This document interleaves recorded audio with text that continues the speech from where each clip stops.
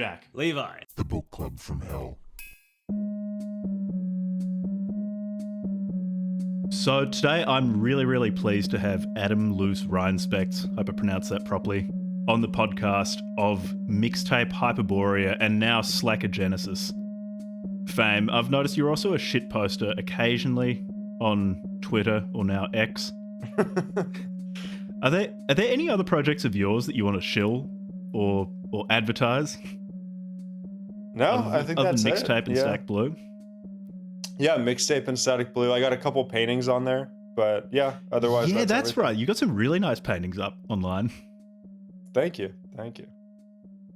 Yeah, so I heard about you from, I think ARX Han on Substack did a review of Mixtape Hyperborea, and like I thought it sounded cool, so I picked it up and really liked it. And then from that, and from basically just looking into your online presence on the basis of enjoying Mixtape, I came across Slackergenesis, which is the first chapter of Static Blue. Would you mind introing Mixtape and Static Blue together so I can get in your words what these two projects are, and then we can go off and talk about them? Yeah, Mixtape Hyperborea is a novel with a protagonist who is not me, who is in his senior year of high school with two of his friends. They're kind of losers, but they're kind of not losers. So it's a novel. Static Blue is my kind of like audio production label, is what I'm calling it. And Slackergenesis is the first episode of that, which I have trouble describing. I'd be actually really curious, not to be annoying, but I'd be curious like how you would describe it. As a listener, I'm interested, like, what would you call it? What do you think it is? Yeah, I was hoping you'd have some sort of convenient label, that this was some art form that I was ignorant of, but had been well described previously. It's odd. So have you ever listened to Godspeed You Black Emperor? No. No, it's like a revoltingly pretentious Canadian post-rock band. But they've got a bunch of, like, the music tends to be meandering 20-minute pieces of pensive guitar interspersed with field recordings. And parts of Slackergenesis felt like bits of their songs where... So, okay, Slackergenesis, it's like almost 3.5 hours of conversations, of extremely emotionally vulnerable and unguarded conversations with you as one of the interlocutors in all of them, with sort of, I get, ambient music in the background. Ambient, not as in asinine music. I actually really liked it. But yeah, it's a relaxed, pensive music in the background. It's not a play because it doesn't sound scripted, or if it is scripted, it's scripted to a frightening degree of naturalism. It's not it's not a song. It's not music. They're not field recordings either. They're not. I wouldn't call them I wouldn't call it a series of interviews to music. The best way I can describe it is, for those who've listened to the band, it's like the ambient semi-interview parts of a Godspeed You Black Emperor song. It's very, very engaging. It's an extremely slow burn, and people should set aside time to listen to it. If they can, on the weekend, you have time to listen to it all at once. That's when it's most effective. That's how I did it. And it's you get into a really odd headspace there. It's also really good to listen to having read Mixtape Hyperborea, because there are so many resonances between these two pieces. It's this nice contrast between that teenage intensity of simple experience, it's a naive emotion in Mixtape, compared to a much more complex adult series of emotions in Slackergenesis. Anyway, that's a meandering and not particularly marketable description of Slackergenesis, because it's not the sort of thing that I've really come across before. how did you come up with the idea of Slackogenesis, actually? Yeah, so I could just have to kind of put my cards on the table here. So I think I was always interested in. I'm a big fan of podcasts. Like I always Mm, enjoyed podcasts. I like listening to them. Excuse me. And what I felt about podcasts is that they are particularly engaging for people who are writers or scene constructors because they're real conversations and they're mm, unscripted and they're, improvisational. But the thing about podcasts is that they are, um, what's the right word for this? They are, in a way, like they're self-aware. Podcasts y- are self-aware in a way yeah, where even right performative. now as we're talking, yeah, you know you have an audience, I know you have an audience. I want to sound a certain way for your audience. You want the interview, you want the interview to go a certain way. We're both kind of like doing a performance right now, Mm, even though it sounds like we're just having a conversation as two people. And what I was interested in is I felt like something I would love as a creepy writer person mm, is I would love to just listen to people talk. mhm, Like I would love if I could to be a fly on the wall in the conversations that meaningfully influence somebody's life and kind of listen to those voyeuristically without having to be involved in them. So that's something I felt I would like. I desired that. The other thing is I think podcasts are interesting because I was a big fan in the early 2010s, late 2000s of a lot of the mumblecore indie movies that were coming out. So you had people like Joe Swanberg, Greta Gerwig, who's now doing bigger and better things, the Duplass brothers, people like that, who were making these like, yeah, they were making these essentially these like talkie movies. They were mm. basically like podcasts. And I was having a conversation with a buddy, Cairo Smith, great author, recently released the book Quarter Lives recently. Yeah, I yeah, know, we had yeah, him he's been on. on your podcast, yeah. Yeah. Um, and we were kind of talking about like maybe going back and listening to some of those movies as podcasts, like just putting them on without watching them, like just putting them on and listening to the audio of them. Because essentially the conceit with a lot of those movies is what they feel like is like real experiences that somebody had and then transposed into film, right? In this very like low budget DIY kind of way. And that's what you get a lot with writing too. With writing, I think a certain type of reader, they're looking for books where what they're reading is fiction, quote unquote, but it feels like something real that happened to the author or to somebody the author knows, and the author's transposed that in an artful way into a digestible form like fiction. So what I was interested in is like I think a lot of those mumblecore movies have disappeared because of podcasting.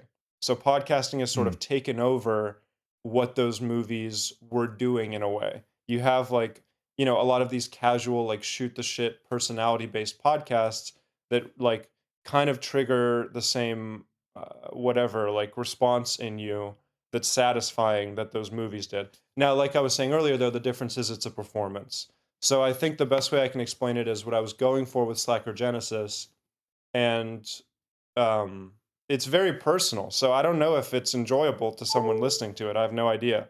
It's nice to hear that you enjoyed it, but I'm very open to the idea that someone finds it totally boring and stupid. But mhm. for me, I was like, I'm interested in maybe something that feels unrehearsed, but triggers that same kind of like conversational response that people kind of crave, that like Mm. voyeuristic conversational appetite. Yes, certain terms like enjoyable or unenjoyable are. Mm, I mean, I guess it's not necessarily a reflection of something's quality. So there were parts of Slackogenesis that I wouldn't describe as enjoyable, but it was very engaging. But would I say I enjoyed it, or would I say was I comfortable? Definitely not. So it's not spoiling anything to say because this happens very very close to the beginning. It opens mhm, up with a bit of music, then you reading a section from Genesis, and then there's this phone call between you and a woman you're breaking up with, and it's like it's just brutal. It's so emotionally raw, and it just catches you completely off guard. So parts of it I enjoyed because there are parts of it that sounds like you hanging out with one of your buddies and talking, Mhm. and sometimes or with your family and just like talking shit, and it feels very comfy, very familial. There's a real sense of unguarded familial love.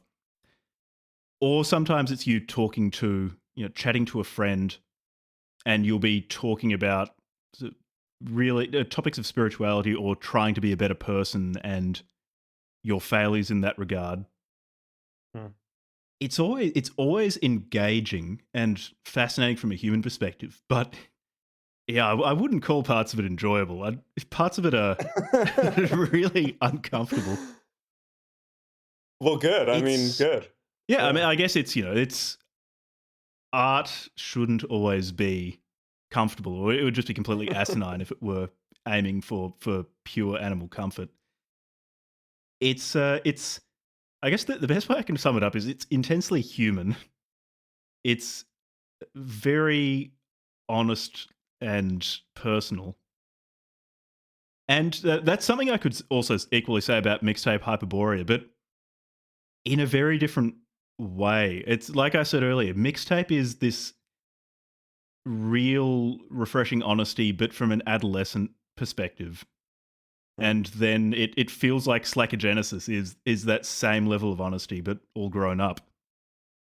Yeah, yeah, I would agree with that. Yeah, I'm not sure about all grown up, but more grown up, in the I think. process of it. Yeah. Yeah, so maybe also we'll talk a little bit about Mixtape, and then we can talk about the two together, because I don't know how much you were thinking of Mixtape when you were making or constructing Slacker Genesis, but it at least feels like it's from the same person. So Mhm. Mixtape Hyperborea, in some way, it's a Bildungsroman. It's a coming of age story, like you said. It was in 2007, someone in their final year of high Mhm. school, and it really, really accurately captures that feeling of being a smelly teenage boy with all the good and bad things that entails. It's a very sweet book in many ways.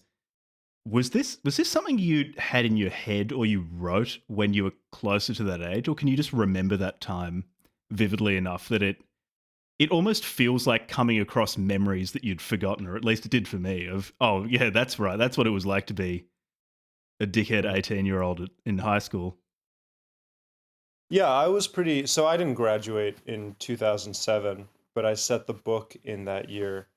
Um, my conception of the narrator in Mixtape Hyperborea, of this character that I wanted to be sort of like leading the charge of the book, is that he's a character who experiences this is what I was thinking as I was writing it, is that he's a character who experiences the present moment as though it were a memory. So he's somebody Mm, who's sort of like able to digest visceral experience as though it's already happened, or as though it's a part of like some kind of greater tapestry that he's aware of, which is not something I'm good at, not something I mm, necessarily do well. Um, I was pretty young when I wrote it. I was 22 and 23, so a lot of those memories were recent, were easy to recall. Obviously, some of it is inspired. Um, but yeah, I think a lot of what happened with Mixtape is I was thinking a lot about memory, and I was thinking a lot about music and places and the way those things associate with each other and people. And what I wanted to do was kind of construct something, and I think there is a crossover with Slacker Genesis, where to me, music like has a very strong association with place and memory and time, you mm, know. And like I'm kind of, I think a lot of people are like this, where like you get into certain artists, you get into certain music very intensely for a certain phase, and then you sort of leave them for a while and you let them rest, and maybe you come back to them or not. And the like certain songs just get really kind of like glued to certain moments in a way that sticks. Like I had another guest on the book club from Hell podcast, Matthew Pagus, Hmm. and Robert Stark and I had a weekend together this summer where there was one song Robert Stark wanted to keep playing. He wanted to keep playing the song "Brian is the Most Beautiful Boy," and he just like wanted to hear that song over and over again. So that song just kind of got like stuck to that trip a little bit. And now whenever I hear that song, I think about the trip and I think about, the two of them and stuff like that. And so it's interesting, like, I hear people talk about nostalgia a lot. I'm sure that's something we'll talk about today. I'm not Yeah, sure the book's definitely. about nostalgia. I think maybe it is. I'm happy to admit if the book is about nostalgia, but what I think it's definitely about is memory and association and place and time Mm. and yeah, and growing up. Yeah, all of which are components of nostalgia. Because Mm, yeah, I'm not sure how old you are, but at least for me, there was a significant nostalgic component. So I mean, I graduated high school after 2007. That's before my time, but mm, that feeling of, particularly that simple intensity of teenage emotions that you conveyed so well in this book, combined with that sense of mystery in life of teenage years, because when you're 17, mm, drinking is a lot more mysterious. Same with sex, same with something as it seems so pedestrian now, we're walking around at night with your friends. You really conveyed that sense of mystery, that sense of excitement, and this horizon that was so far off, mhm, that you do feel as a teenager. That for most seems to be much less the case as an adult. And look, maybe you didn't intentionally write it about nostalgia, but to me it felt like a really nice meditation on nostalgia or memory, and not in an exploitative way, because there is nostalgia sort of a dirty word yeah, at yeah. the moment, because while it's not innately a bad thing, yeah, it can be an uncomfortable thing, that sense that these times and places and people are gone. You can't go back to that. But it's often used fairly exploitatively. Like, say, the Mm, endless reboots at the moment. I can't help but feel that, at least in part, are just a way to try to squeeze some dollars out of people wanting to feel like children again, or recapturing that totally. sort of magic, which Mixtape doesn't do. And I think a lot of that is, A, like, you're not trying to squeeze people for money by appealing to nostalgia, so you don't have that market incentive, which helps you preserve some sort of innocence. But it's also it's quite a sweet book, actually. This this nice celebration of times past as a teenager.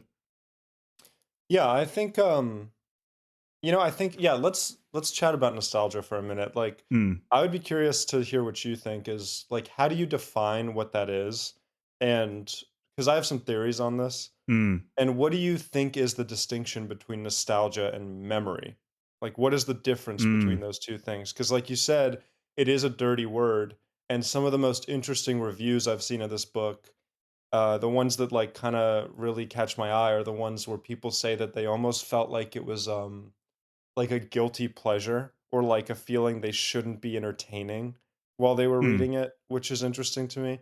So yeah, I'm just curious, like, what do you think nostalgia means? Why is it different than memory? And we'll mm. go from there, maybe.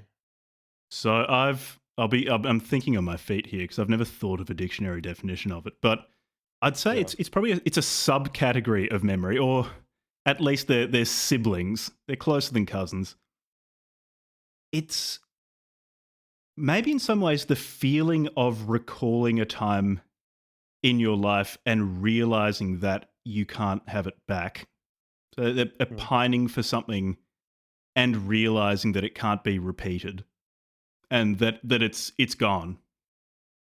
And yeah, that's my first draft, and I think that might contribute to why nostalgia is such a dirty word, because I don't think it's innately bad, but when you have something that leaves a person so vulnerable, that acknowledgement or realization that past times, whether good or bad, are finished, and you can't go back to them. You can't repeat them. You just have to keep living now. It leaves someone so vulnerable, and so when it's Mm. exploited to sell you something, it's such a violation. It's such a dirty trick to play on someone to bait their nostalgia like that. What are your theories on nostalgia? Because it sounds like you've thought about this a lot more than me. Right? Mixtape is, even if it wasn't intentionally written as a meditation on nostalgia, it functions beautifully as one. No, I'm happy for it to be a meditation on nostalgia. Yeah. I think I like your definition. I think the pining, you use the word pining, is interesting and fits into how I think about it. I think nostalgia is a word that has become a little bit meaningless when people Mm, talk about it. I've heard maybe like 47 different people make the point that there is like a kind of arrested development, obsession or quicksand like psychological effect happening to millennials or something with nostalgia. I've heard a yeah, I lot of can people make this confirm that. point. Yeah. Yeah, I think people are really quick to make this point because they want to distance themselves. They want to be able to make social and political critiques of the current moment without, while also distancing themselves from the fear that they will be labeled like one of these navel gazing, stuck in the past nostalgia people. Mm, So I hear a lot of people make this point.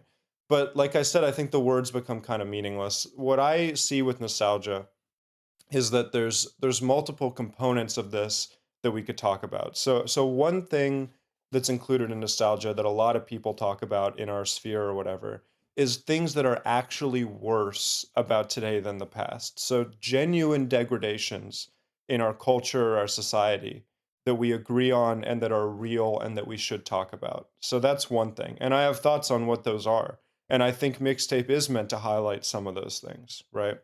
Another component of it is memory, which there's no way to me you can argue that memory is a bad thing, right? Nobody mm, would say that. You know, to me, like if you live a good life, if you, you know, whatever, if you live a good, meaningful life, if you're fearless and you pursue the things you want and you make meaningful friendships and you fall in love and you pursue your goals, you're going to be left with beautiful memories of the life mm, that you've lived. Like you should be left with this aftertaste, and you should be allowed to enjoy those memories. I don't know what you're doing it for, if not to sort of collect some kind of collage of what your life's been about. So mm, that can't be a bad thing. That's a part of nostalgia, and that's the part that I think the book was intentionally about. mm. Okay, so then we get to the bad parts, or the parts you were talking about, the kind of dirty word aspect. Um, and to me, there's kind of two parts of this.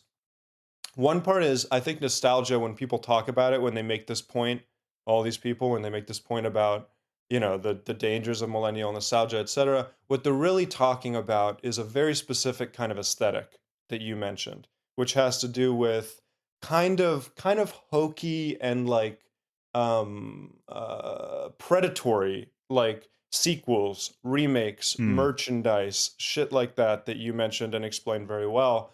That's one part of it, and the other part of it is a psychological infantilism, where you have mhm, people, or men in specific, who have reached a certain age, and they're at a certain age where their grandparents or their parents would have been having kids, buying a house, you know, pursuing some kind of meaningful career. And we have a lot of men who are like playing World of Warcraft and not asking girls out and like afraid to push themselves beyond like very juvenile, kind of childlike states of safety. So anyway, those are that's my breakdown of the different things that are floating around when people use the word nostalgia.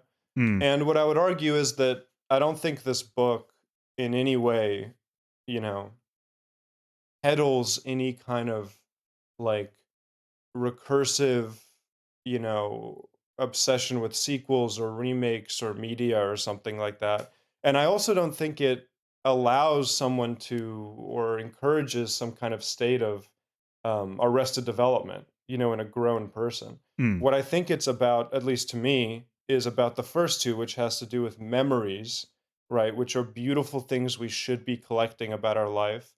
Um, and like I was mentioning with the narrator, I think about him as somebody who is able to process the current moment, even if it's a negative experience, as though it's something that's already happened. Because I find that to be a thing that, like, when negative things are happening to me, when we go through bad things, it feels negative, but then those same negative experiences, like, they become sort of endearing and pivotal in retrospect. So what if somebody Mm, could feel that in the moment, And and then the first part, which is the things that are actually lost. And I do think there are things that have been actually lost.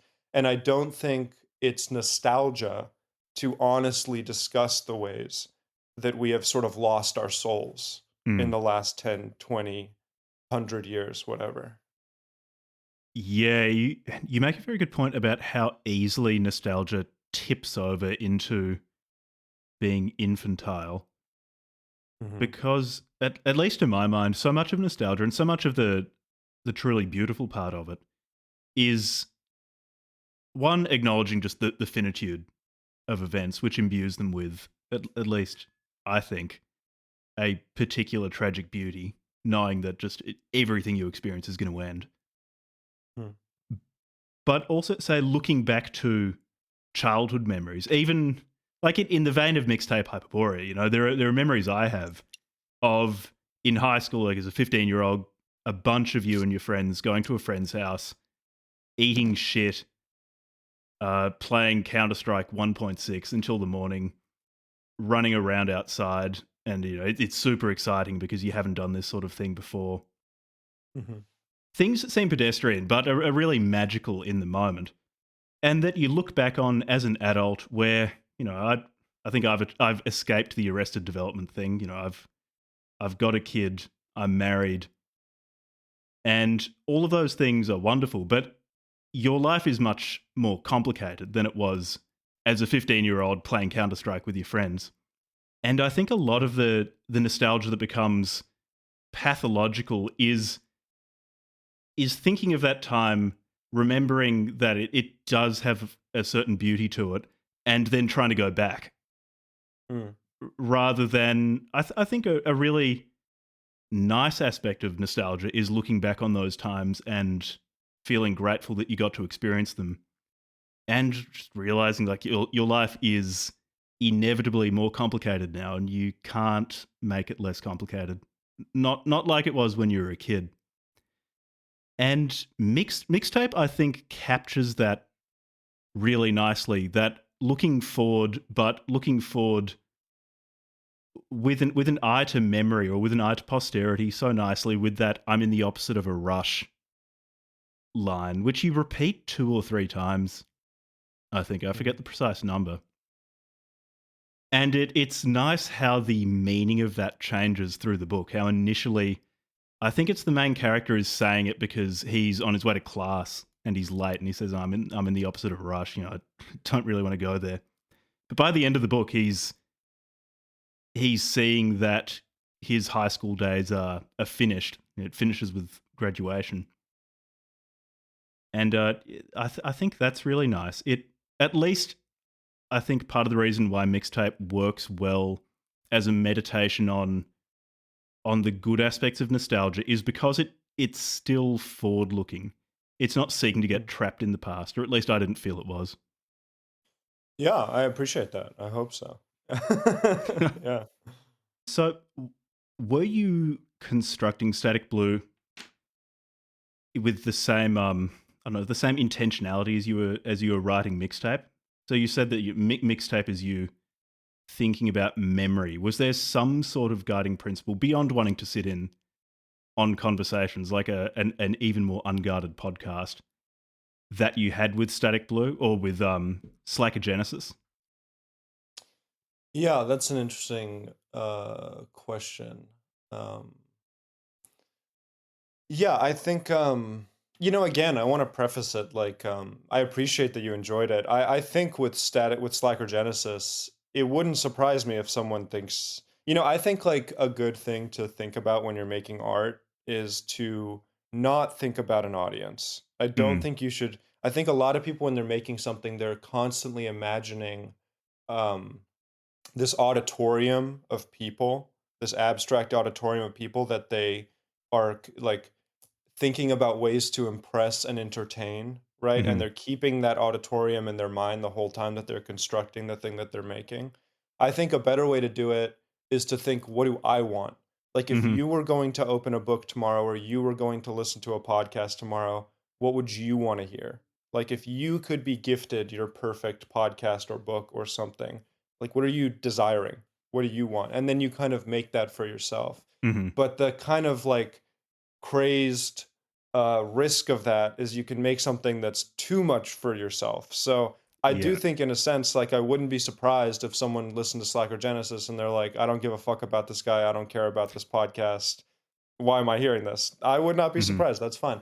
But it's something I made because I wanted to hear it. You know, it's a collection of the people really who are the most important to me and the most important conversations I've had with them over the past couple years.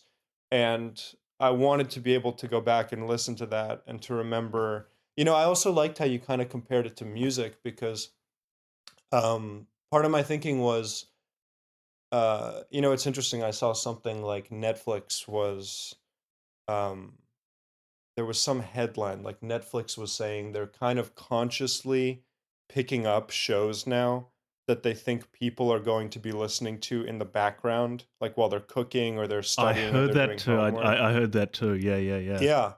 Which I think a lot of people see that and they go, "Oh wow, you know, the degradation of art, like it's just background noise now, or it's just, you know, we've lost the ability to focus on something for a long enough period of time," which is probably true.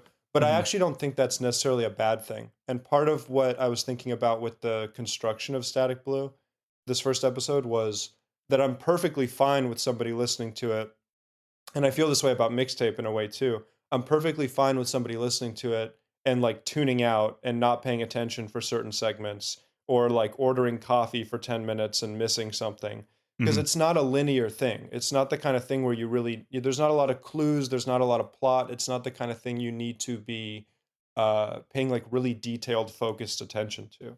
What I'm kind of aiming for is to give you like premium real background noise. Like I want to give you Mm. AAA quality, incredible background noise.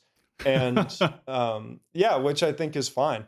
And where was I going with this? Where was I going with this? Yeah, and like with Mixtape too, I kind of felt like the book, you know, I didn't want it to be the kind of thing where if you're reading a chapter stoned or tired after work or something and you kind of don't pay attention, that's fine. You can pick up on the next chapter because what it really is like a collage. It's Mm. not really like a hallway you're walking through. It's like a room that you're in. And you can go back into that room when you want to, or you can leave. But it's fine if you miss something. Um, yeah, does that answer your question? Yeah, yeah. Yeah, mixtape. So mixtape is a super easy read. Like it just goes down really smoothly. It's a like the prose is really nice and clear. It's got enough roughness to feel almost like a demo of a band you really like that you just found. But it's got that vitality, but you know it's polished enough that it's not distracting. I found mixtape a lot easier than Slacker Genesis. I'd recommend people start with mixtape and then go on to Slacker Genesis if they really like what you're Yeah. doing with it, because I feel like that the two are touching on a lot of similar things. I mean, you've mentioned memory in relation to both of them. It's interesting that you talk about it being this background noise as well, because it almost feels like half hearing a conversation when you're falling asleep or you're half dreaming, because the recording quality of some of the conversations, that some of the words will be really really muffled, Mhm. and it becomes almost more akin to listening to music with that sort of emotional immediacy. So you can hear the timbre of people's voices, you Mhm. can hear you can hear the emotion in their voices, but you actually can't make out their words very clearly at certain points. It's a really fascinating midpoint between literature and music. Literature being this thing that you have to a large extent you have to construct in your head, and the emotional resonance of it is contingent upon you reading it, visualizing it to some degree. So you have to do a fair bit of construction. Whereas there's an immediacy to music, and you feel it Mm. when you hear it. You're not having to work as hard on it, unless you're listening to something very, very odd. Slacker Genesis sits in this strange mid zone between those two things, which I thought was special. I can definitely see how it wouldn't be for some people though. If someone told me that like this is just boring and I don't care, I'd say yeah, fair enough. Yeah, Like it is totally. it is actually just people talking for 3.5 hours. Yeah. Yeah, but how did you curate it? So what? Because there are some themes like you touch on spirituality a number of times. You touch on regret a number of times. Then there are certain conversations in it which is it's just like shooting the shit, just like complaining about the boyfriend of some person you just met that he's not enough of a man. Or like I think there's one part I remember distinctly of like this South African guy complaining that there just like aren't enough bitches and thongs near the pool. It's like how did you curate this? Like Yeah, yeah. how considered is the like what would you call it, like programming of the various sections of it? Well, I feel it's very considered. Mm, So yeah, I mean, there were certain themes, and it's more or less like relatively chronological. mm, So like for example, the breakup in the beginning, the discussion with my family, those happened a long time ago. mm, Those clips are like 5 or 6 years ago, actually. They're very old. And then most of the rest of the middle section kind of happens, I guess, 2 or 3 years ago, or 2 or 1 years ago, like more recently. And then, for example, the section with my uncle, who is the South African guy, we're on a safari and we're driving through on the safari, and that happened like 4 or 5 months ago. So mm. that was really recent, and that's what kind of closes out um, the episode.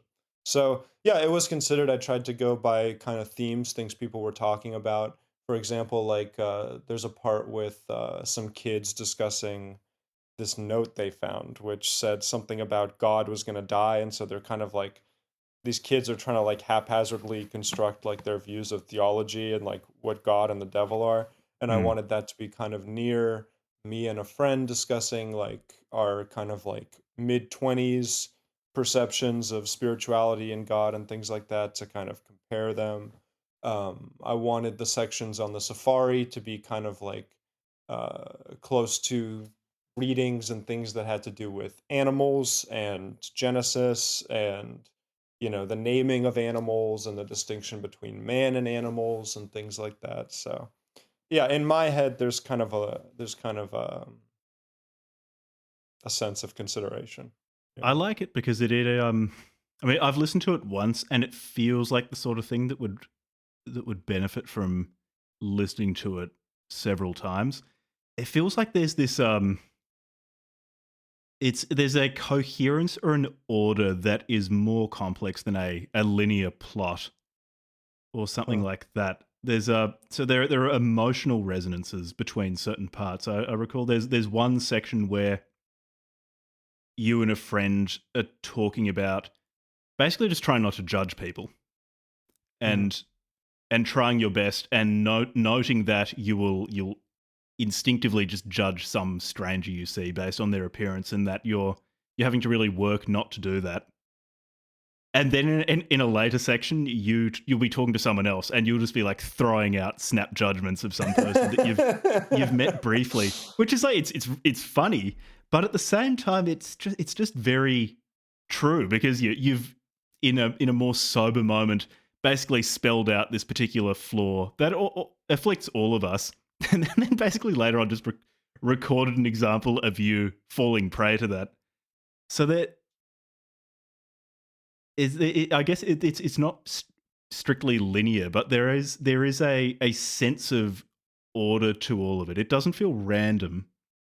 It feels like there's some sort of shape there that I probably need to listen to this, one or two times more to really get a handle on.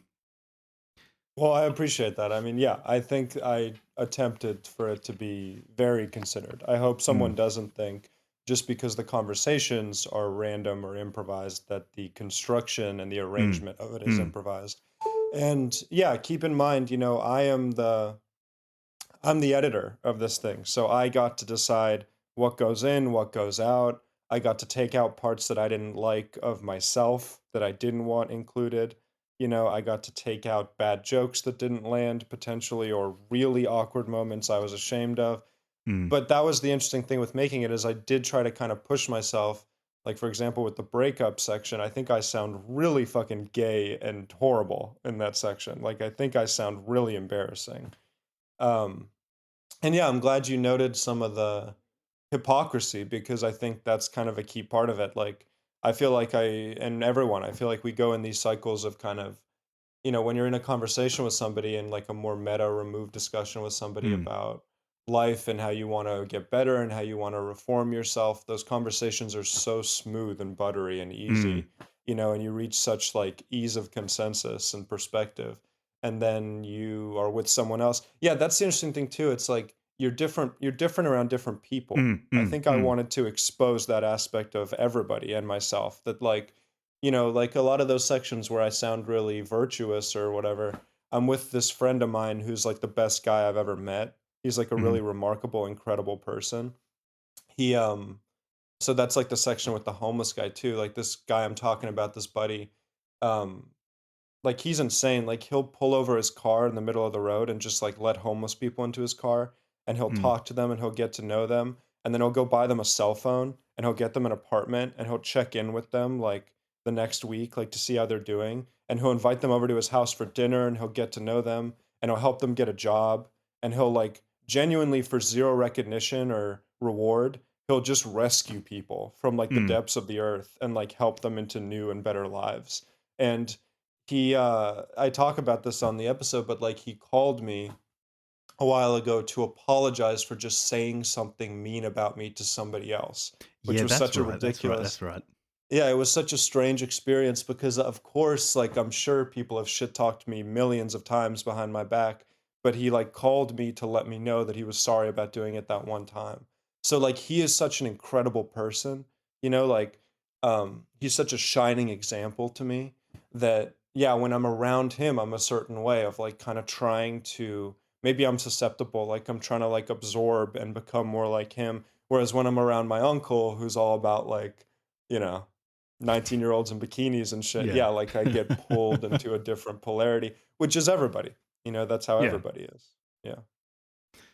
Yeah, I mean, this might be stretching the definition of memory a bit much, but it's the sort of work that when and I'm sure most people listening to it will experience this. When I'm listening to it, it's I remember aspects of myself that perhaps I've been aware of at various times, but I'm maybe not cognizant enough of Mm. as much as I should be. Yeah, how influenced I am by the people I'm speaking to, how easy it is to be virtuous or charitable when you're talking to someone who is very, very charitable themselves and you're just talking about abstracts. Yeah. Uh, it's I guess it's just the various phases of memory. It's you recalling aspects of yourself that you're living all the time, you're just not even aware of.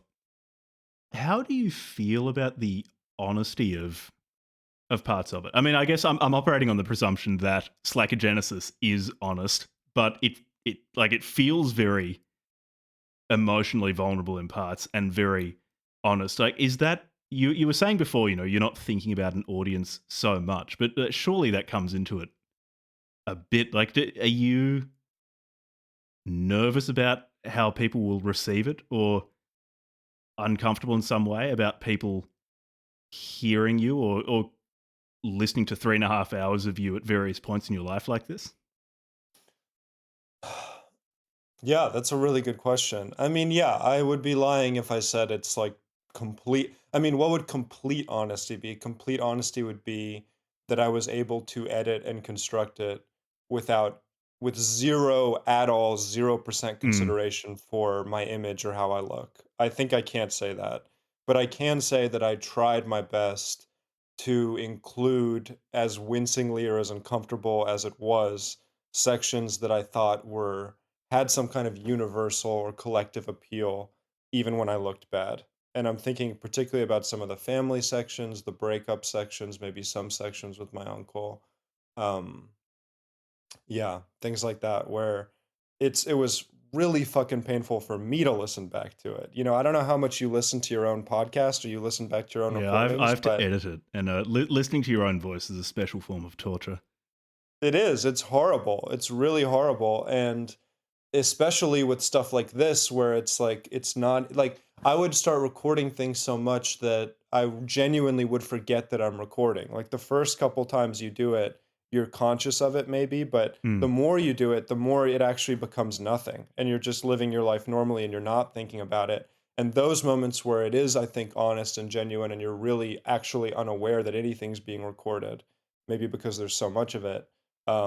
When you listen back to those, it can be pretty excruciating and painful. But did that start to affect? So this must have been over a period of at least years, where you yeah, were where you were spending at least some of your time recording things you were saying.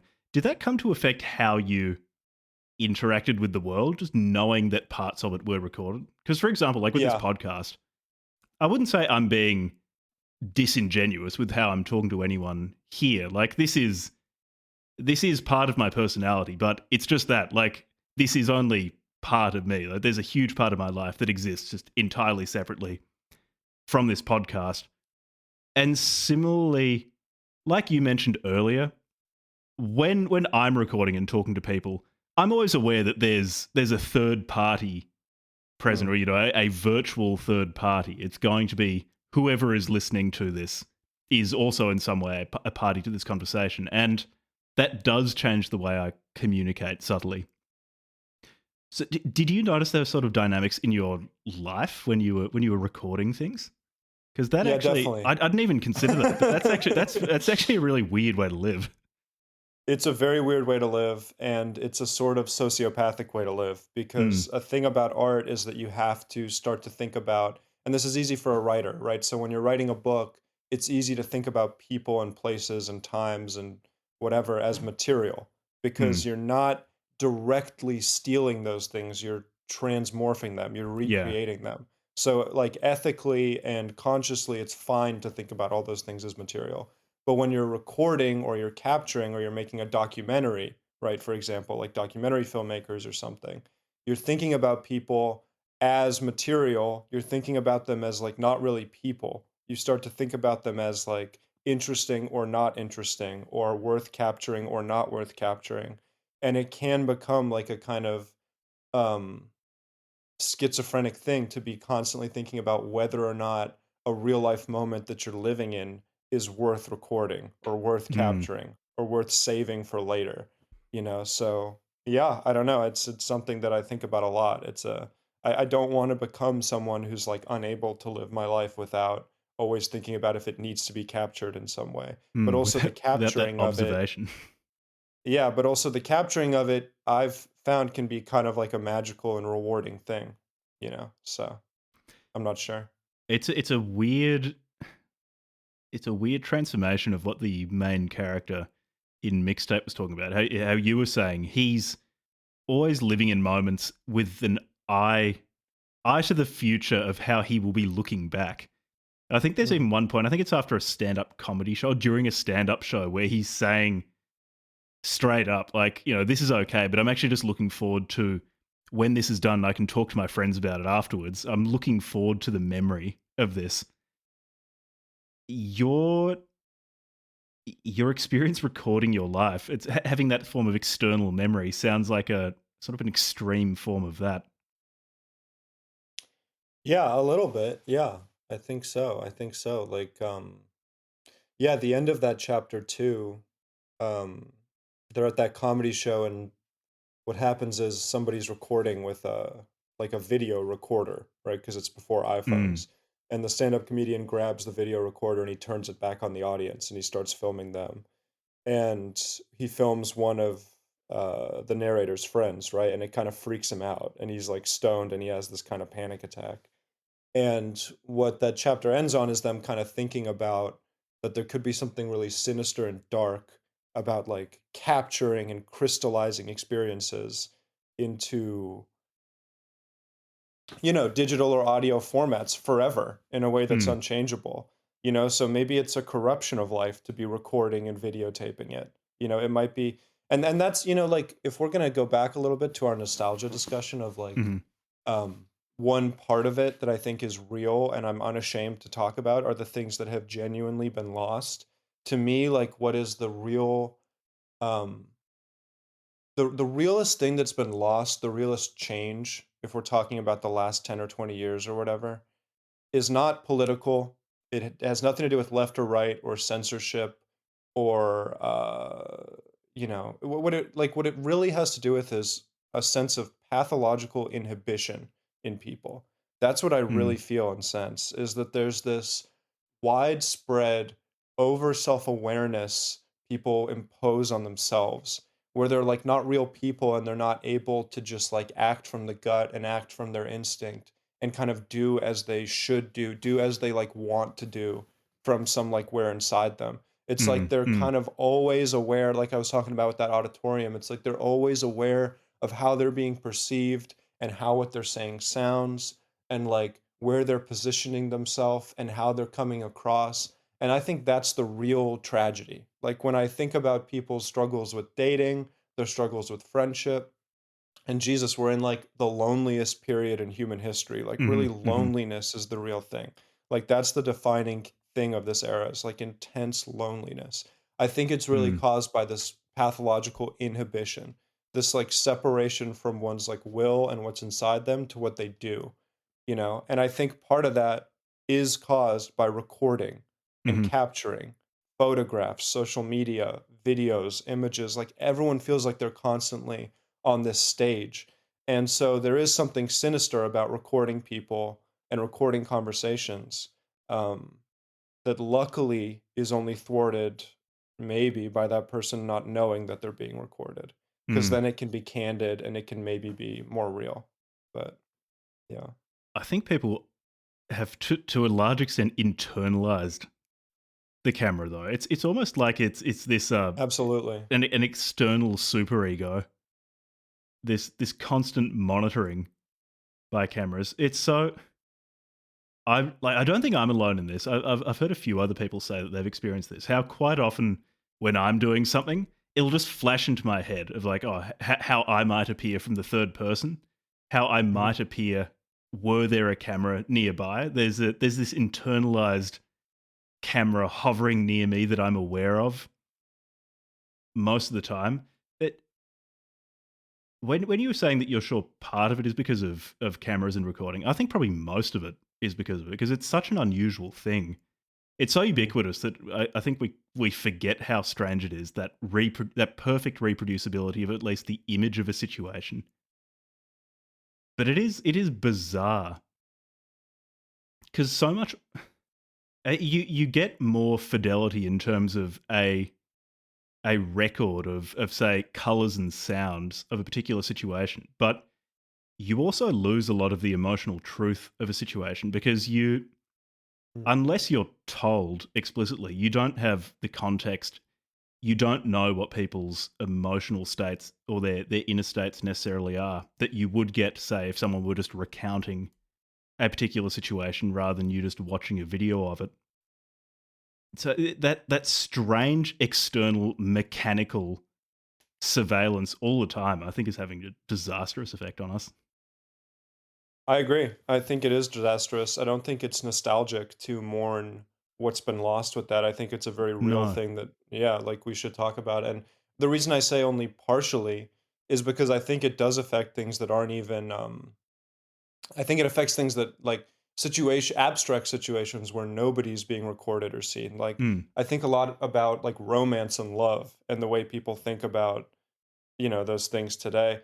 Like there's such a strange like what I always found so the way I think about like falling in love and romance is it should be something that's so intangible and out of your control and it should be something that's so like like falling. Like it should be something that's so Mm, just like literally not up to you. It should be something that's like it should be like a sickness. Like people talk about you're lovesick. Like it should be like a disease that's like taking over you. And I see people now like when you see these like tweets where people say like my ideal girl, she's got to be like lower than 5 body count, good cook, mm, like whatever, mm, dresses this way, like blonde hair, like whatever their thing, or girls do it and they're like, he's got to be 6 foot, he's got to be like, making this much money, he's got to be, it's like we've over socialized and again, I think pathologically inhibited even our own senses of attraction, where it we feels very like need them mechanical. to be, yeah, it's mechanical and we need it to be like socially verified and like high status in some way, which is so antithetical to what love should be. Like love should be like a scale, like a scale where two things are being weighed. Like love should be this thing that if you put it on one end of the scale, literally you can't put anything on the other end of the scale to weigh it down. Mm, Like someone could be like in jail. Someone could be like, like that shouldn't matter. Like age, like, credit score, like just nothing should matter. Nothing should matter except like strange, intangible things about somebody that draw you to them, you know? And I think that's mixed in with this whole thing of like over socialization, over recording, over mm. displaying, over discussing, over mechanically analyzing. Like that is the thing that's really been lost. And it's really not political. It's bigger than that. Yeah, yeah. Reducing it to politics is, I'm sure people try to do it, but I feel like it's sort of missing the point, or Hmm. addressing a sort of at least in the context of problems with love, addressing a different set of problems to this one. It is Hmm. strange too, you mentioning all of the so that checklist, that mechanical checklist approach to love, or a bastard facsimile of love. Almost all of the things that are listed as what needs to be the case or what can't be the case are things that are so easily externally recordable. Again, it feels like that Mm. omnipresent internalized camera feeling, following people around. The things that are demanded are almost always the things that the camera can record or some abstract camera could record, rather than, at least my experience of love is, you feel it immediately, and you can rationalize it afterwards and try to say, oh well, I'm in love because of these things that I've thought through, but the immediate experience of it Mm. is anterior to any of the things you can list. I mean, you feel it or you don't. Mm. And that's something that strange, almost like dream cinematic quality of a hyper online world, or a world with cameras and phones everywhere, has a harder time picking up, and so I guess to some extent it Mm. just exists less, or it's considered to exist less. Yeah. No, I totally agree. Well said. Yeah. I was actually wanting to get back to one thing you said earlier, like quite a while ago, but something about Slackogenesis, how you've got this process, or when people are making artistic works.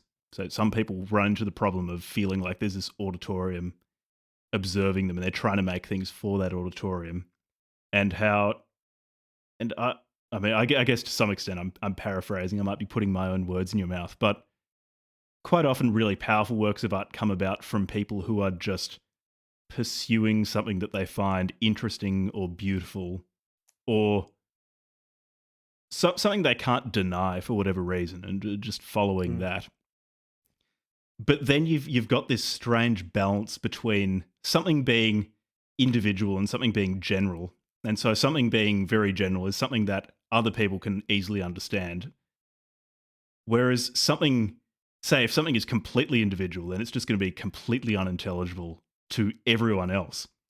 And I was wondering how much in the process of writing Mixtape Hyperborea and in the process of compiling Slackogenesis were you thinking of making this understandable to other these inner states? Because Mixtape Mm. Hyperborea, it feels personal. It feels like someone's thoughts, but it's about things that, at least if you've been a teenage boy before, like you're going to understand, you're going to feel.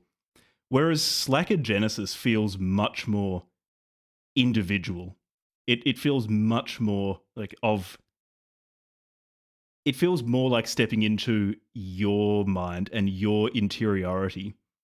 And while plenty of the things there feel universal, or at least I've felt in my life, there's much more of a sense of strangeness and something slightly alien of really occupying a different subjectivity for 3.5 hours. Hmm. It's a convoluted question, but basically, how do you balance that sense of something being general and understandable for everyone and individual and purely intelligible to you and to Yeah. no one else? Well, that's a really good question, I think, and I really liked at least your experience of how you described that of like there's something strange and alien about inhabiting that subjectivity. I thought that was really well said. I honestly I think the way to do it is you don't need to think too much about it. I think like I'm saying like I think my approach with mixtape and with this one was to make more of a collage than Mm, something that was like linear or structured. And I feel if that collage is like like a documentary. When you watch a hmm documentary, it's like you're watching some or reality TV. You're watching something, well, reality TV, quote unquote, but you're watching mm, something that's real. Okay. So I would love, for example, if you made something like this, or like if another one of my friends who's an author made something like this.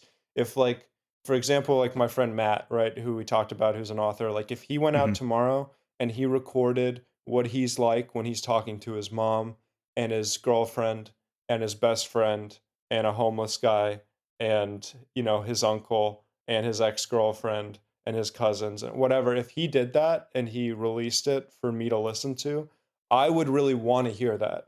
Maybe that's just Yeah, me, but I'd pay I'd be attention to interested that. in it. And I think I'd be interested in it for the same reason you just described, because I'm always thinking about how much my subjective experience is the same as other people, how much like I'm the same as everyone else versus how much maybe I'm different or estranged from everybody else. And so I think I would find it really gratifying to like inhabit that space, like you were saying, of someone else's subjectivity, and just to compare it, just to see if it feels really alien, if it feels like it's happening on a total other planet, then now I know something maybe about the distance between me and that person or other people. Whereas if it feels really universal, if all those conversations feel like conversations I've had before, then I have a sense of something being more unified. Mm. So I don't think either one is necessarily correct, but yeah, but I think that's what could be investigated with something like that. Yeah, I do. I sort of wish more people would make things like whatever Slacker Genesis is, a musical real life podcast, field recording podcasts, whatever whatever genre you're gonna have to Yeah. come up with to talk about this thing. Actually, like how are you talking about it to other people? It's like I when really someone don't asks know. you, what have you been doing recently, and you have to explain to them Slacker Genesis. Do you just use what you said to me? It's like, oh, with podcasts, I want that, but more honest, or I don't know. Yeah, I just feel like a podcast is a different thing. Like to me, this mm, is a podcast. Like a yeah, podcast is like it's formal. Something about podcasting to mm, me is like it's self-aware, it's formal, it's produced. I don't know. I really don't know what to call it. I guess mm, I would call it um maybe an audio documentary in mm. a weird way. An audio, I don't know. I Documentary is a really don't good. know. That's a yeah. I feel like that's closer to it because yeah, the thing that sets a podcast apart fundamentally is, I think, the performative aspect. Hmm. Whereas Slacker Genesis didn't feel performative. I guess you were saying, with these conversations, you sometimes forgot that you were recording, Mhm. which removed that. But I like that I kind of struggled to explain it because I Mm, think a lot of the distinctions between different mediums are sort of just in our heads. Like I yeah. thought about that with mixtape too. Like I wanted there to be a soundtrack, which is something I felt would be kind of like, you know, fun for a hmm book, which is something maybe that's traditionally in a movie. I wanted the structure to be something more collage like or musical. right? Which is novels tend to be very narrative. They tend to be Hmm. very structured. You have like the Chekhov's thing of like if you introduce a gun in the first chapter, Hmm. you have to have someone shoot that gun in like the seventh chapter or something. And I've always found it interesting, maybe for better or for worse, like this could maybe be harming the things I'm working on or whatever because it might be better to stick to certain structures or rules or rubrics. I'm not sure, but I've always like my whole life I've just found it very interesting to think about the rules that apply to different mediums. So there's certain things that are okay in certain mediums and not Hmm. okay in other mediums, right? Like when you're making music, it's fine to make zero sense, it's fine to not tell a story, it's fine to not be coherent, and all that's expected with music is energy and vibe and atmosphere, which that's interesting to me. Like, what if you Hmm. switch that? What if books or movies or podcasts were just about atmosphere and you didn't Hmm. expect them to do anything else? Or the inverse, what if, there's certain albums, there's certain musical projects that are very narrative, that are very like concept album style things that flow with like a very formal structure. Um, so yeah, I mean, we're in an age right now where we have tons of freedom and we have tons of independent ability to mix and mash these different genres and mediums and formats. And for better or for worse, maybe for worse, I just find it really interesting to think about what are the subconscious rules we apply to different mediums, like Hmm. books and movies and music that are distinct from each other, and what happens if we switch or shuffle them. Yeah, that blending or the blurring of the line between various media is something that interests me. I've been pretty lazy with it. I've been considering recording some of my short stories and trying to produce something to go under them, some sort of ambient music Mm. that would in some way react to what I'm saying, to some aspect of the story. I'd still like to pursue that. I think that would be an interesting borderline between a story and music. But I just need to get off my ass and do it. It's No, I've interesting. had a similar thought. I think it's like, I see a lot of people. What we have right now in like this scene of writers and stuff is, I think, like way too many magazines. We have a lot of these literary magazines. I'm not shitting on anyone in particular, but we've just got a lot of these where there's like a lot more submissions than readers. There's a lot of people Mm, like putting mm, up short stories or Substack article type things that no one's really reading. And mhm, I do think that part of that is because we have transitioned into a much more auditory like world where people want to be able to go on a hike. They want to be able to work out, they want to be able to walk their dog to, whatever they're doing, or they're at work or something. And I think it's an interesting thing to think about. Like with a novel, you're asking for someone's 100% complete attention. You're like, it's a big ask with a novel. You're asking them to give you for 5 or 6, 7 hours 100% of their attention. And so I think that's good for certain projects. There's certain projects where you might demand that kind of attention, but there's other projects maybe, or writings or short stories or articles or something else, where just like you're saying, maybe if it's in an audio format, more like music, more like background noise, mm, right? You're asking maybe for 50 or 60% of their attention, but you're not asking for 100% of it, you know? And there's something also kind of humble and admirable about that to me. Like, it's like I'm saying, like it's one thing with a novel to say I need 100% of your attention, but that's also like that's a big ask, right? Like mm, that's you're saying like the thing I'm at. You're saying like this thing is so good, I need 100% of your attention. And there's something a little bit. I just like the idea of also saying like, yeah, I'm giving you something here that doesn't require 100% of your attention. It's still really good. It's still high quality. I'm working my ass off. It's still super considered and well mhm, put together. But I'm sort of just trying to like enrich your life. I'm trying to add like a background tapestry to your bedroom here, right? Like it's a little mm, bit more humble to me in a way and like digestible. mm, mm. It's almost it's the shoegaze of literature, where Yeah, yeah, you can pay a lot of attention to it, and it rewards that. But like it actually can just be background music, and it works nicely. yeah. It's also the so one exciting thing is trying to come up with different ways to express express an internal state, which is what I think a lot of art is doing. Mm, Because the reason why certain art forms have become codified and repeated, like the novel or the 120-minute film, or a 45-minute album, the 3-minute song with a verse, a verse, bridge, chorus, so on and so on. Like people have found certain forms that work. Like the novel works. We've established that actually this is a fairly reliable structure for conveying some sort of meaning, conveying some sort of experience or emotional state or story. But of course, within the complete space of possible ideas, there's a lot more, even just to something written, than the novel and poetry and the essay. Mm.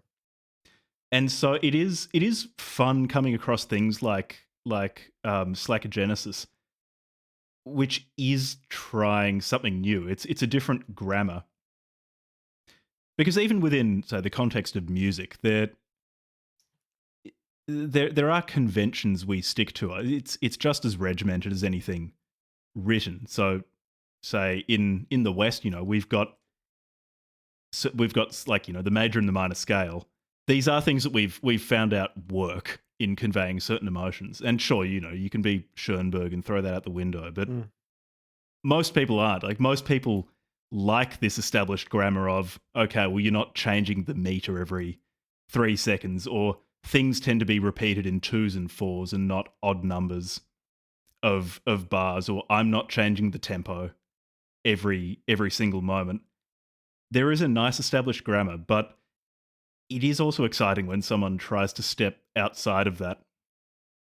More often than not, like it's individual to the point where it actually doesn't make sense to anyone but the person who came Mm. up with it. But I respect the effort to try to make something new. Are you planning on doing more with in the vein of Slacker Genesis, so more with Static Blue? Like Yeah. either refining this or just expanding on it? Yeah, I Because think there will be at least one more project that is sort of similar in construction to Slacker Genesis, in terms of it being a collage of conversations that are not in the moment self-aware. mm, mm, Doesn't mean the person wasn't looped in and, you know, properly advised after the fact, mm, but in the moment, unself-aware, mm, unoveranalyzed, unpathologically inhibited, as we spoke. I think mm. there will be at least one more thing like that. But then I want to do some other stuff with it too.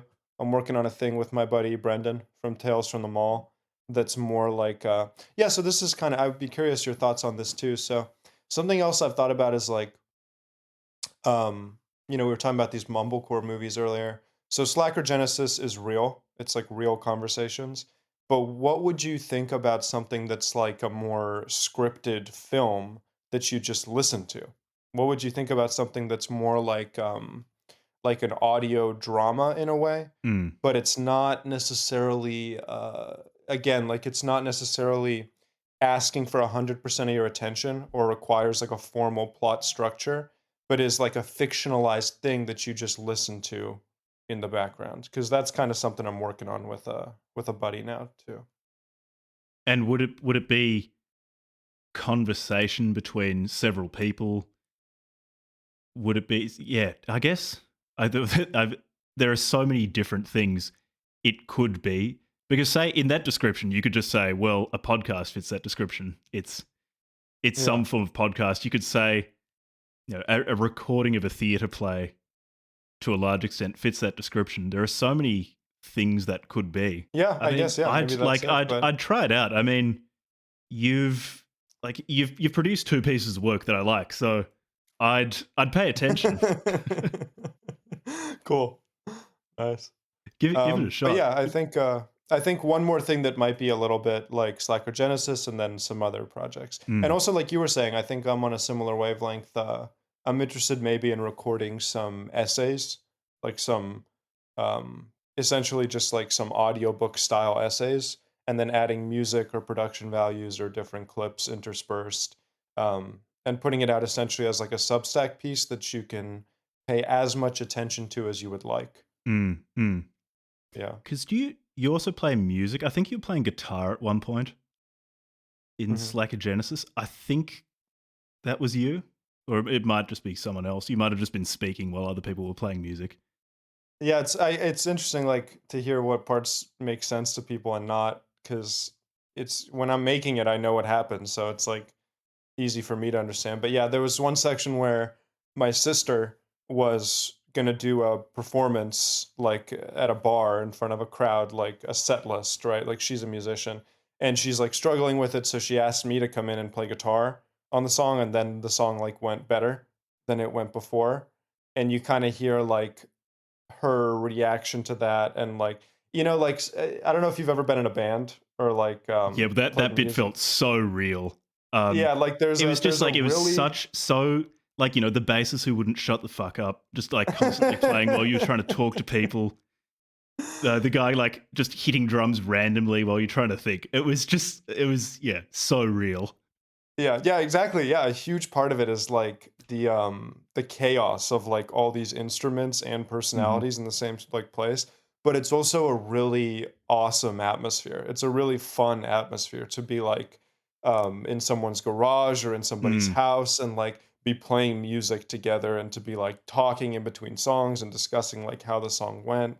And then it cuts a little bit later in that episode to the performance where Hmm. she's like introducing the set list. Yeah. And It's also, such a yeah, I was thinking about music as like there's certain parts in the episode where there's like a little transition. There's like you're mhm, listening to a song or some music in between segments. And there were a couple, like the part where she's singing Fade Into You, and also the part later in the second half where it's me and two friends and we're in the car and this song is on the radio.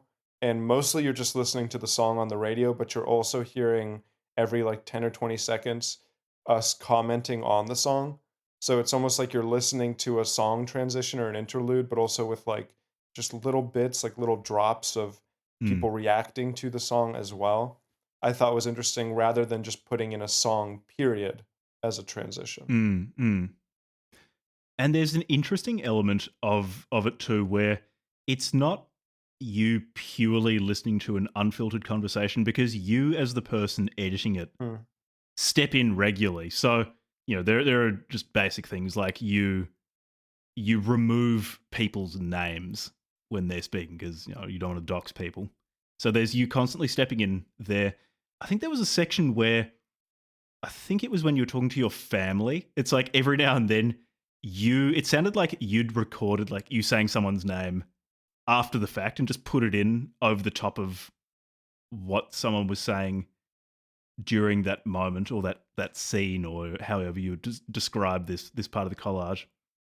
So that was an additional wrinkle that I found really interesting. And I think something that lent to that slightly alien atmosphere of being constantly reminded that there's also this guy curating this after the fact. mm, I'm not sure how much you consider that, but that did give it this slightly surreal feeling. interesting. Yeah, I mean, I did consider it, and that's interesting to hear how it was received. Yeah. In terms of producing it, were you just wading through hours and hours and hours of these recordings and just selecting little segments to put next to each other? Were you experimenting Yeah. with different, I guess, flows of the piece, like the order of different things, and seeing how that felt? Because that Yeah, sounds that's that sounds exhausting. yeah, I mean, I'm sure like when you're doing anything podcast style, you're like audio recording and editing and clipping and cutting is really grueling. It's really grueling work. And yeah, what my process was with this is it's like 3.5 hours the episode. It's probably a stripped down, like condensed version of about 30 to 20 hours of audio Oh that fuck. was like reduced. Yeah, so it was a lot that I Yeah. was wading through because I would record a lot of things like ambiently or have my phone going. And, a lot of that would also sometimes be dead space or Mm, silence or just, totally random stuff. So even though it's long, I think someone might think like, oh, this is like really, bloated. There was a lot that was cut, like the vast majority that was cut. And what I did is I would basically like a collage. I would assemble little bits, right? They're maybe like ranging from 2 to 20 minutes or something.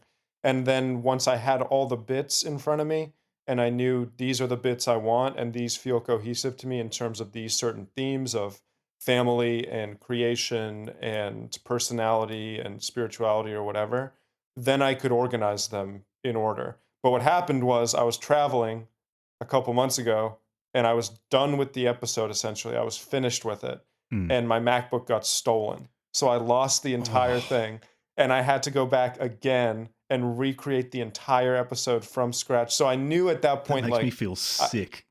yeah, yeah. So I knew. So like, it would happen a little faster that time because I Mm, knew what parts to like that I wanted. Like I didn't have to do as much thinking the second time mm. around. But Jesus fucking Christ, it was grueling. Yeah, shit. Yeah, Did it yeah. actually evolve between the point of say that first version and you said, okay, this is what I want, I'm committing to this, and then you reassembling it? Because at, now that we're at the time of recording right now, I don't think it's been released for free. It's on Patreon, but I chatted to Anna Krivlapova. People listening, go out and buy her book Incurable Graphomania. Mm. Really, really good. But she Great book. she said she'll write a novel and then like let it sit and then try to rewrite it from memory. And the good bits, the bits that are really worthwhile, are going to still be in there. But it's interesting to see what has been what she considered salient enough, maybe unconsciously, in that first version to make it to the Mm. second, and how it evolves. And I've been thinking about that a lot. And you might have, or the person who stole your MacBook might have it inadvertently made you also perform that process. But did it change much between the versions? Were there certain things that you realized needed to change, or was it more or less the same? Yeah. That's a really interesting question. That's a really good writing practice from Anna because um, maybe this highlights the difference between this kind of like audio collage work and novel writing because the key thing with her practice is that it's forcing you to um, like it's sort of cutting away fluff and it's forcing you to Mm. think about the parts that really stuck out to you and are super essential. Mm. It reminds me a little bit of Rick Rubin's process where when he's cutting down an album, he cuts it down like if he's got 16 songs, he cuts it down to 6 songs in particular that have to be on the album and then he adds like 4 more that complement those 6 in particular. So like when she's doing Mm. that and she's rewriting the novel, she's thinking about the 3 or 4 sections of the book that are really key and then Mm-hmm. maybe she's tailoring the rest of it after the fact to better highlight those sections. But with this, no. With this, it pretty much was recreated Mm-hmm. identically to the first draft, and maybe that just has to do with the fact that it's a different process where Mm-hmm. I don't have to go out and have those conversations. I don't have to go on another safari with my uncle and have the same conversation again. I'm just re-listening to the same material and chopping it down to what I wanted it to be. Mm. So it was just pure monkey work for you. Just you sitting Just on monkey work. you sitting Totally. on your computer and making sure the levels were correct. And yeah, fuck that. Yeah. it sounds it just sounds terrible.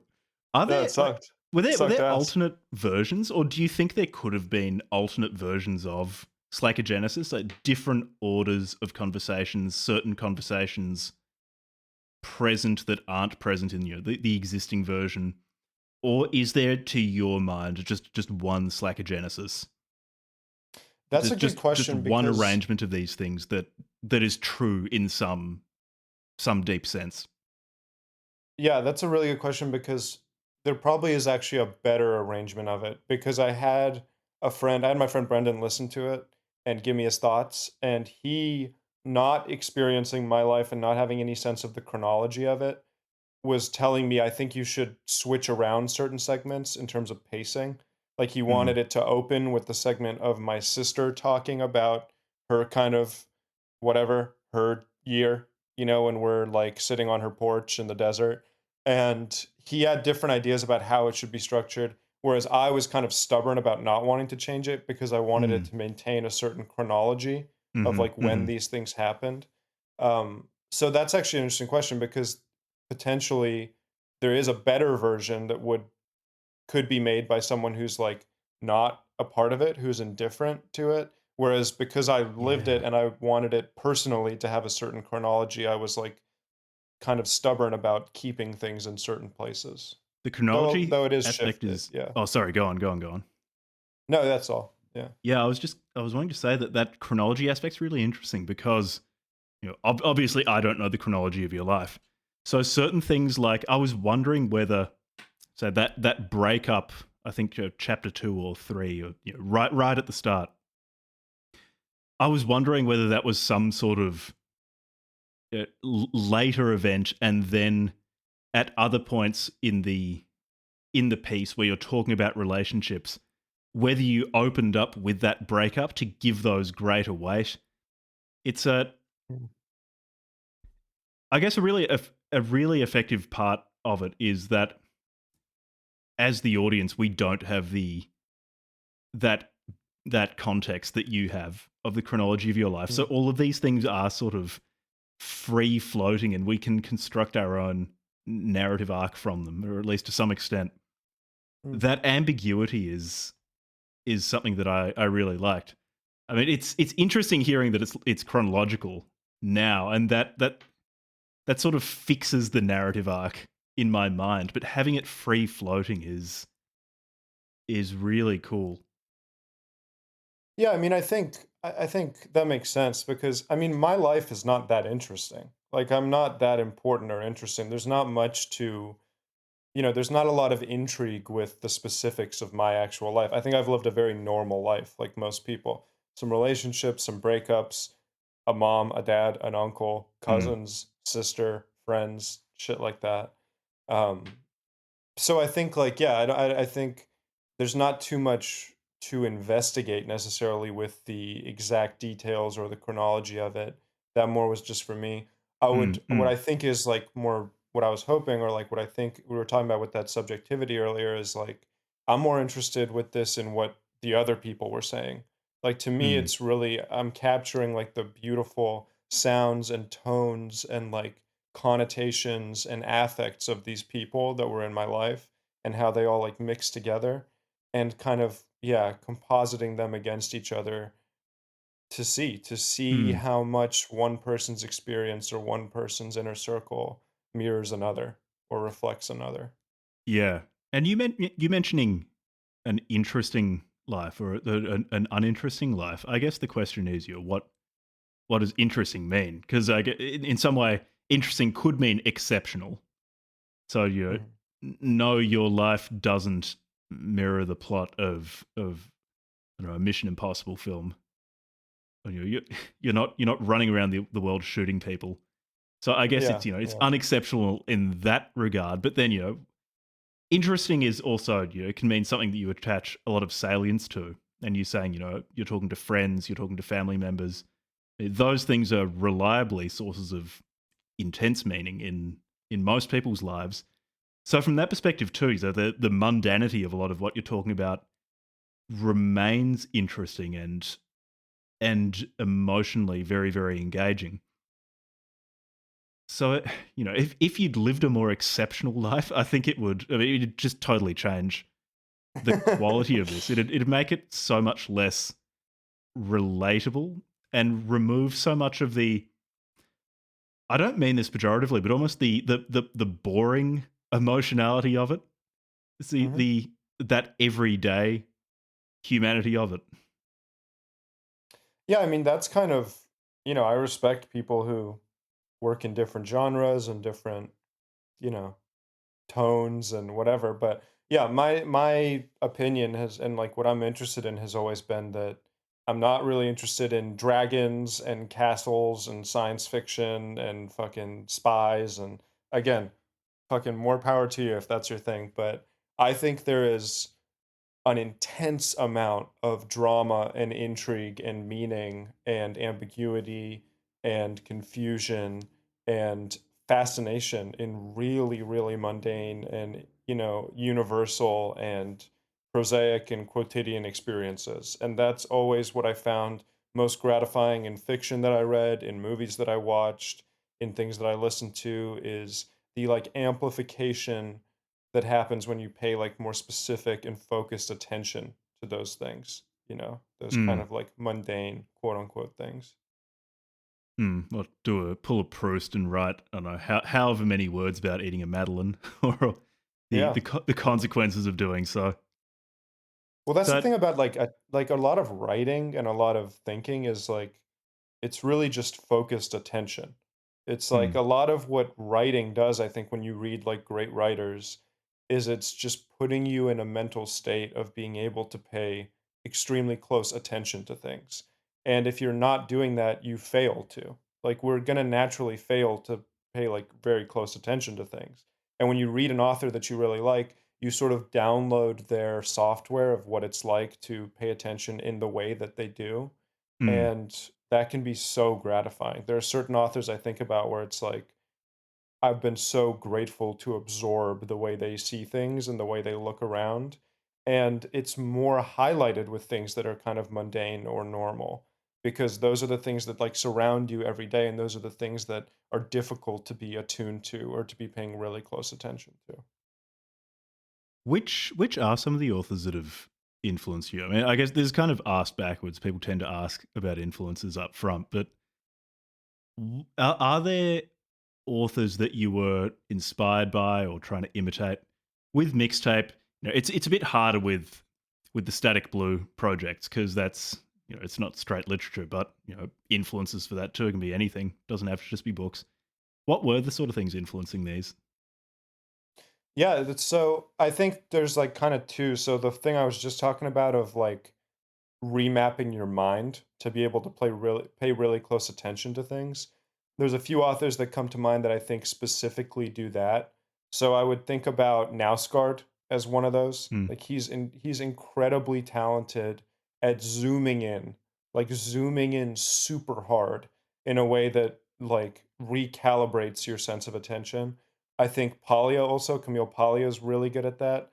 She's zooming out a little bit more. She's looking at history and art and mm, culture, but it's in the same kind of thing where she's like I always think about, for example, like her observation about plot. She says like narrative and plot, like the structure of it, where you have this initial rising action that leads to a climax that then is followed by like a deflation of the plot into like the conclusion, mirrors the male sexual experience of like ejaculation. So she's saying like men made history, men made plots, men made literature. So they forced fiction, which is like fake, to mirror this like graph of their sexual experience, whereas real life is just total chaos. So like that's an observation. She constantly makes observations like that, which just force you to like think deeper about things in terms of art and culture.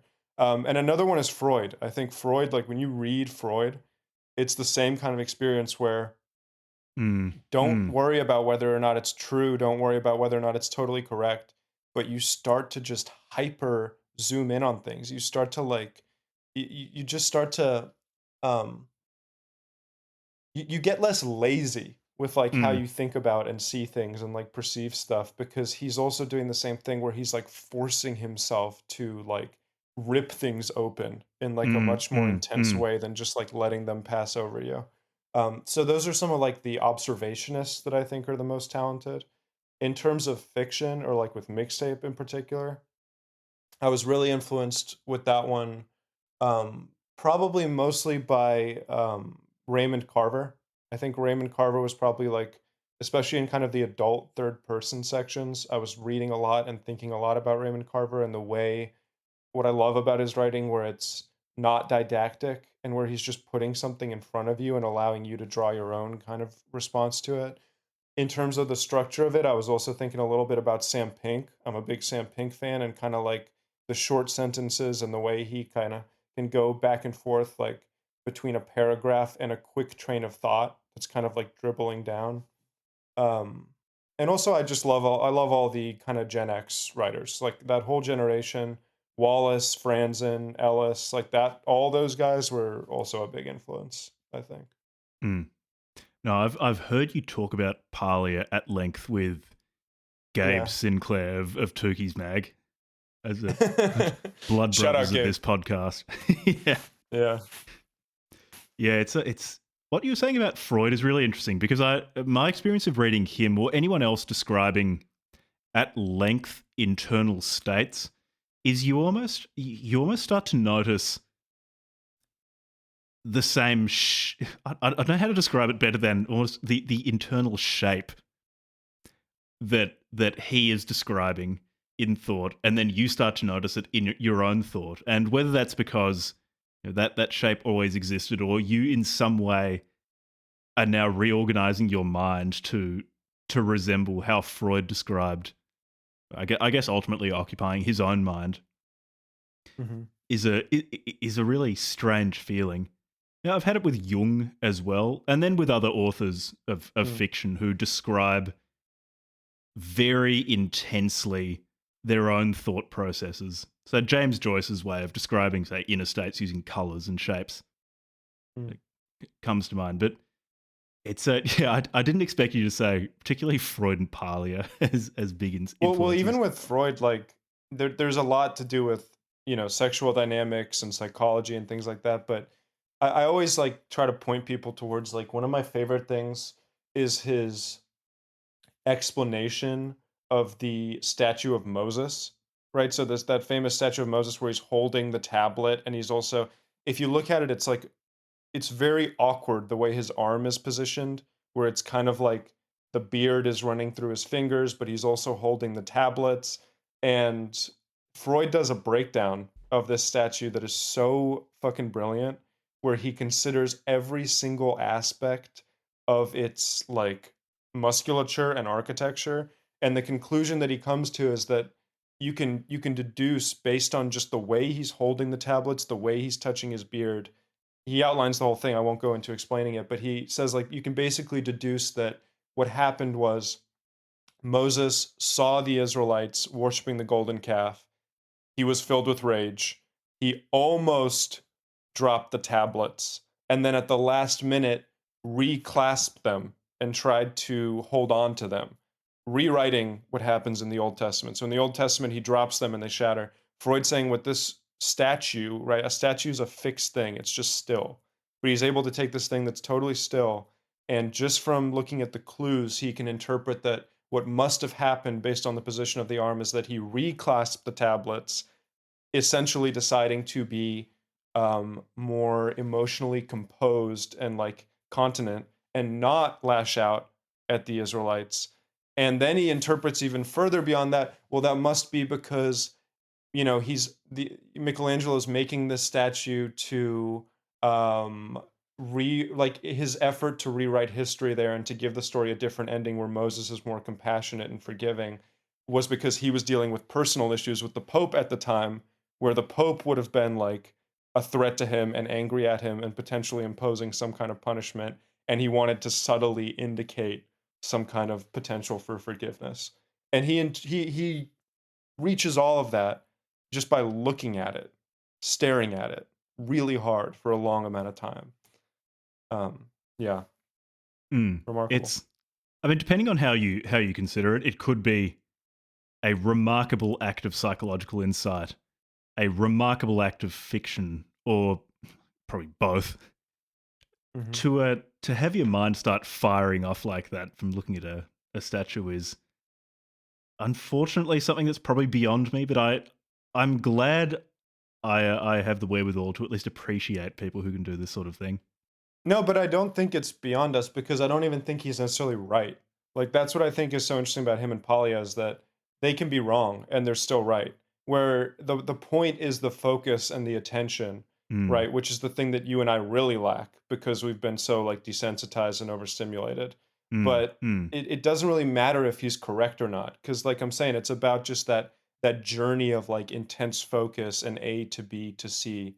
You know what I mean? Where like even if you end up going down the wrong path, even if Polly is wrong about all these, artistic interpretations of history and stuff, it doesn't really matter because it's an artful interpretation, mhm, right? It's an artful interpretation of history or literature or something it's still remapping your mind in the way you want it to.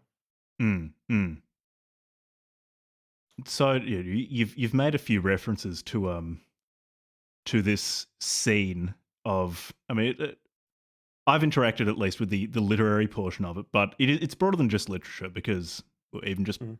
by virtue of the fact that you're part of it. But what do you think this sort of online writing scene is? Are you excited about it? If so, what about it excites you? I think Gabe, again, shout out to Gabe, calls it new wave. whether, whether you like that label or not, do you think of yourself as part of it? Do where do you see it going?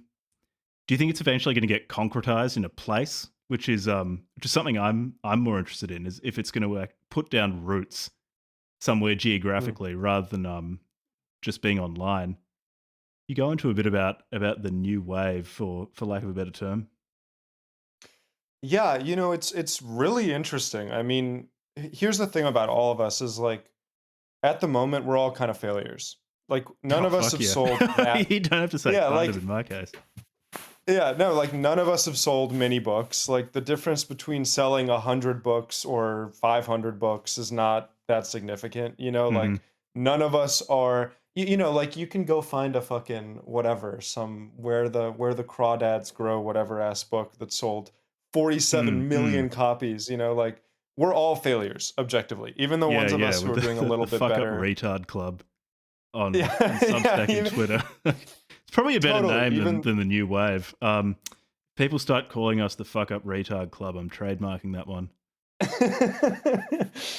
Yeah, but with that said, what I think is so interesting about this, I was just having drinks with Cairo Smith and Matt the other night. We're kind of talking about this as like, um, as much as this is like small and sales are low, and there's not a lot of exposure. This is it. Like when I think about literature and I think about particularly male literature that can like contemporary fiction that isn't for men necessarily, but is also not against men or can be read by men, right? This is like where it's happening. So it's this thing where it's this really small world and this really unsuccessful world, but also it's kind of the world of the Mm, thing that we all want to create. And it's an incredibly supportive thing. And it's an incredibly interesting thing because we're all reading each other's work and we're all networking and communicating with each other about work. And we're doing interviews and discussions like this. And what it feels like to me is like the baby version of something that's going to become a lot bigger. It feels like the really early kind of it feels like the institutions around bookstores and publishing and everything sort of are literally dying right now. Like those things are kind of like in their senior years. They're kind of in hospice care. Whereas like our thing, this thing that's happening is like a newborn, and it's just sort of starting out, and it's just getting its legs. And like, yeah, we're not in bookstores yet. There's not necessarily a specific location yet. Um, but like, who else is doing it? mm, Who else mm. is it's like we're doing it. We're putting these books together. We're self-publishing them. We're making our own covers. We have no agents. We have no marketing. We have no advertisers. And again, like I said, as of now, we're failures. But I don't know. I'm like super optimistic and happy. And also, who cares? Another part of me Mhm. is just like, if there was 40 of us and we were on an island together, with our various harems and children and stuff, like Mm, we would write these books for each other. We would still, mm, I would mm. write, I'm going to write another book just for Gabe and Matt and you and Cairo and Dan and all these people anyway, just because I want to see what they think. If I sell more than that, if it becomes significant in some way, great. But like, it's just such a gratifying community already. It's such an intellectually stimulating community already. I don't know. Who cares? I have to have a day job. I have to go to work still. That's fine.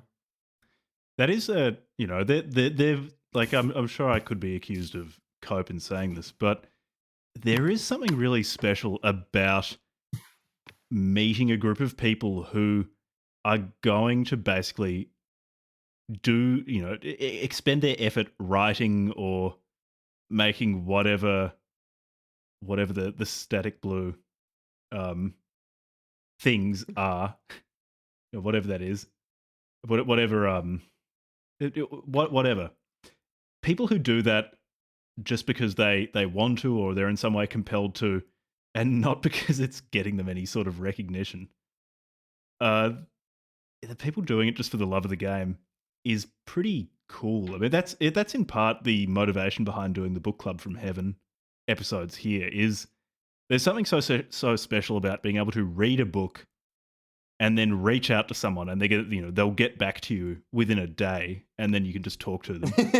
That's Yeah. like that's No, seriously we'll cool. get back to anyone who's curious. Yeah, we will get back to you within a couple hours. Our Mm. schedules are wide open. Yeah, not a Oh, I lot of mean, like appointments. I've self-published a novel as well. I feel the same way. It's Yeah. but there is something very special about that, and very special about people who will make these sort of things because they want to. You get a lot of special outsider art in that way. Schizophrenics who are recording music that is deranged and not conventionally good, but is still extremely engaging. Hmm. Um, or a bunch of monkeys on Twitter and Substack hacking away at typewriters or MacBooks to do something similar in the literary world. It is really cool. There are one thing. So I mean, you're in at least contact with a few people physically. I would be really interested to see if this does start solidifying in a place and the sort of dynamics that Hmm. would emerge there. Because I'm in two minds. I'd be interested to hear your opinion on this. Whether a scene can be completely immaterial, whether it can just Hmm. exist online, and if people's relationships with each other without ever having actually met in person can sustain it, or if it needs some sort of Hmm. geographic locus. Yeah, that's an interesting question. I think I mean, I think let's look at history with literature. I feel like I mean, first of all, I think there is some geographic um I mean, like it's mainly in certain cities, right? In New Hmm. York, you have stuff like Mars Review, Sovereign House, right? Has like you have events there where luckily me and Eric's Hans book got reviewed, right? They did a magazine issue with a formal review by Ross Barkin, who's like a real guy. There's stuff like that. And in Los Angeles here, you have, Matt and other people. And Delicious Tacos is out in Los Angeles where they host readings and events and things like that. So, it's concentrated like anything cultural in certain large cities, but I think that's always been the case. There's not going to be a lot of physical representation in Scottsdale, or whatever, Idaho or something. Melbourne, But no, I Australia. actually think I don't know that it's super important. I mean, literature is a solitary thing.